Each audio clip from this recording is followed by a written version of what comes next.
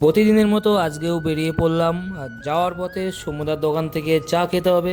সকাল সকাল চা না খেলে বেশ খুব ভালো লাগে না, কাজে এনার্জি আসে না।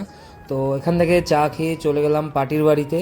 গিয়েই যে 1 মাস আগে ঘাসগুলো লাগিয়েছিলাম সেই ঘাসগুলো দেখো গাইজ কত বড় হয়ে গেছে, অনেকটা ঘন হয়ে গেছে।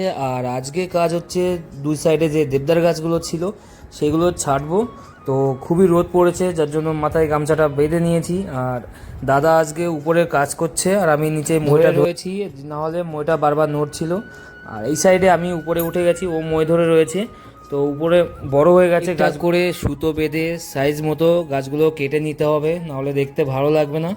বাড়ির সামনে এরকম একটা গার্ডেন করতে কার না ভালো লাগে, তো সবারই ভালো লাগে। কিন্তু সবার বাড়ির সামনে এরকম জায়গা থাকে না, কিন্তু দেখতে তো ভালোই লাগে। এইখানে তো বেশ ভালোই লাগে।